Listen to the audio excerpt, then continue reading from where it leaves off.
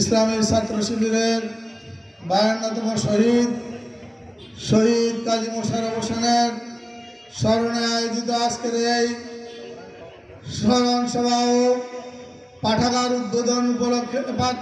উদ্বোধন ও আলোচনা সভা উপলক্ষে আয়োজিত আজকের এই প্রোগ্রামের সম্মানিত সভাপতি, সম্মানিত প্রধান অতিথি, সম্মানিত বিশেষ অতিথিবৃন্দ ও প্রাণপ্রিয় উপস্থিতি, আসসালামু আলাইকুম ওয়া রাহমাতুল্লাহি ওয়া বারাকাতুহু।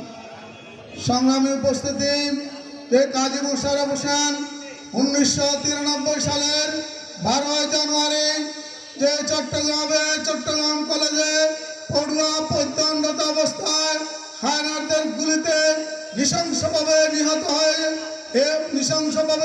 হয়েছে।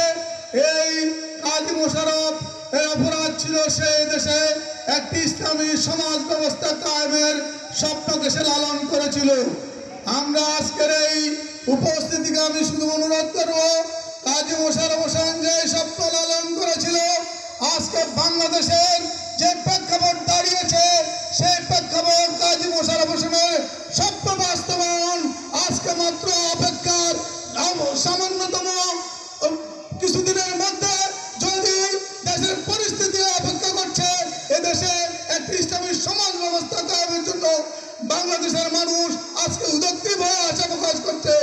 আজকে আমরা যদি শেখ কাজী মোশাররফ হোসেনের মতো শপথ দিয়ে আমরা যদি ইসলামী এবং ইসলাম প্রতিষ্ঠার আন্দোলনকে যদি আমরা কাজী মোশাররফের মতো আমরা দৃঢ় প্রতিজ্ঞভাবে কাজে লাগাতে পারি, তাহলে বাংলাদেশের আগামী দিন হবে ইসলামের, আগামী দিন হবে আল কোরআনের, আগামী দিন হবে নবী মুহাম্মদ রাসূলুল্লাহ সাল্লাল্লাহু আলাইহি ওয়াসাল্লাম সেই মদিনার সনদের সেই রাষ্ট্র প্রতিষ্ঠার জন্য আজকে শপথ গ্রহণ করে কাজী মোশাররফের আত্মার মাগফিরাত কামনার মাধ্যমে আমি আমার কথা শেষ করছি। আসসালামু আলাইকুম ওয়া রাহমাতুল্লাহি ওয়া বারাকাতুহু।